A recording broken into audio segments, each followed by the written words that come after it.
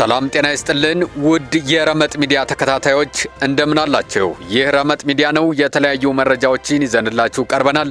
እስከ ዝግጅታችን ፍጻሜ ድረስ ቆይታችሁን ከኛ ጋር እንድታደርጉ በአክብሮት ጋበዝ። አሁን ወደ መረጃው እናልፋለን። አብራችሁን ቆዩ። በፊንቴክስ ኢንቨስትመንት ማጭበርበር የተጠረጠሩት አርቲስቶች ላይ አቃቢ ሕግ ባቀረበው አቤቱታ ላይ ውሳኔ ተሰጠም።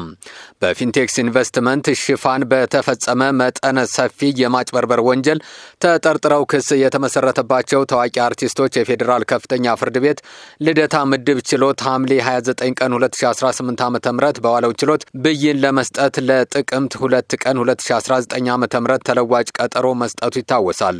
ነገር ግን ተከሳሾቹ እግረኛው በተሰኘው የማህበራዊ ሚዲያ ገጽ ላይ ቀርበው መግለጫ መስጠታቸውን ተከትሎ አቃቢ ሕግ ባለ 5 ገጽ የክስ አቤቱታ አቅርቦ ስለነበር ጉዳዩ ከሰዓት በኋላ በሌላ ችሎት እንዲታይ ተደርጎ ለነሐሴ 1 ቀን 2018 ዓ.ም ጠዋት 4 ሰዓት ላይ ቀጠሮ ሰጥቶ ነበር። ጠዋት በነበረው ችሎት ጋዜጠኛ ተክለ ሃይማኖት አዳነን ጨምሮ አርቲስቶቹ በጠበቆቻቸው አማካኝነት አቃቢ ሕግ ላቀረበው አቤቱታ በጽሁፍ ምላሽ መስጠታቸው ተዘግቧል። በተጨማሪም በሕግ በተያዘ ጉዳይ ላይ በማህበራዊ ሚዲያ ለምን መግለጫ እንደሰጡ የቃል ማብራሪያ ሰጥተዋል።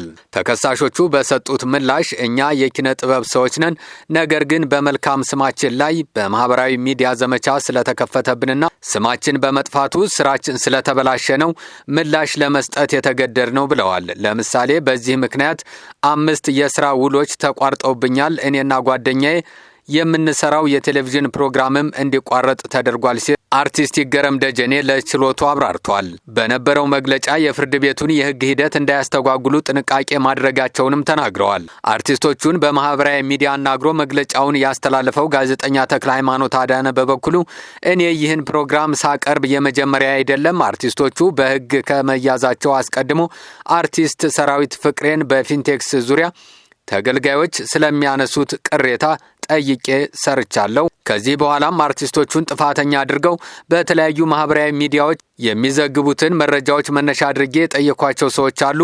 አሁን እነሱን ያናገርኳቸው ለሶስተኛ ጊዜ ሲሆን የፍትህ ሂደቱን እንዳይጎዳ የህግ ባለሙያ አማክሬ ነው ሲል ለችሎቱ አስረድቷል። አቃቢ ሕግ በበኩሉ የተሰጠው መግለጫ ከፍርድ ቤት ውጪ ውሳኔ መስጠት እንደሆነና በህግ ሂደት ላይ ባሉ ጉዳዮች ላይ መግለጫ መስጠት በህግ ወንጀል መሆኑ መደንገጉን አብራርቷል። ቀጥሎም ጋዜጠኛ ተክለ ሃይማኖት አዳነ የአርቲስቶችን ጠበቃ ስለ መዝገቡ ጠይቆ ጠበቃው በዚህ ጉዳይ ላይ ማብራሪያ አልሰጥም ሲሉ ፈሪነህ ማለት ነው በማለት ተናግሯል። ይህም የተሳሳተ አካሄድ ነው። ማንንም ቢሆን መግለጫ መስጠት በህግ ተጠያቂ እንደማያደርግ አያውቅም ተብሎ አይገመትም።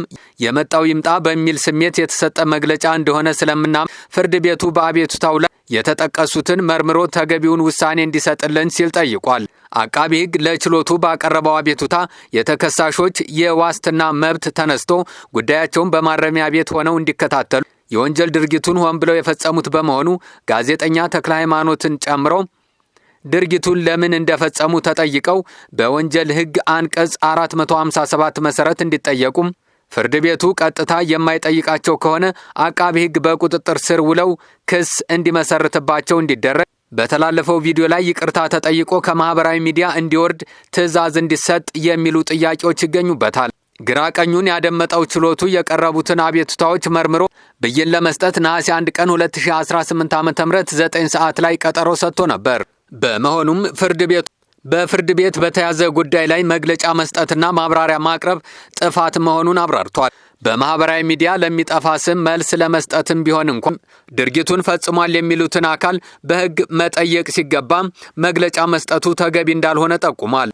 ሆኖም በጥቃቅን ጥፋቶች የዋስትና መብትን ማገድ ተገቢ ሆኖ አላገኘነውም ሲል አቃቢ ሕግ የተከሳሾች የዋስትና መብት ተነስቶ በማረሚያ ቤት እንዲቆዩ ያቀረበውን ጥያቄ ውድቅ አድርጎታል።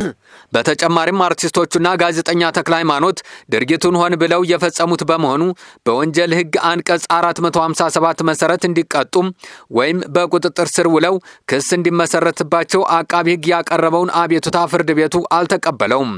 በዚህም መሰረት መግለጫ የሰጡት አርቲስቶች ሌላ ጊዜ ተመሳሳይ ድርጊት እንዳይፈጽሙ በከባድ ማስጠንቀቂያ እንዲታለፉ ውሳኔ ተሰጥቷል። በሌላ በኩል እግረኛው በተሰኘው የማህበራዊ ሚዲያ ገጽ እንዲተላለፍ ያደረገው አቶ ተክለ ሃይማኖት አዳነ ቪዲዮውን ከዩቲዩብ ላይ እንዲያወርድና ይቅርታ እንዲጠይቅ ፍርድ ቤቱ አዟል። የመደበኛው የሕግ ሂደት ቀጠሮ ለጥቅምት 2 ቀን 2019 ዓ.ም የተቀጠረ መሆኑ ታውቋል። በዝግጅታችን ላይ ያላችሁን አስተያየት በመስጠት ላይክ፣ ሼር እና ሰብስክራይብ በማድረግ ቤተሰባዊ ግንኙነታችሁን እንድታጠናክሩ በአክብሮት እንጠይቃለን። አብራችሁን ስለቆያችሁ ከልብ እያመሰገንን ጤና ይስጥልን።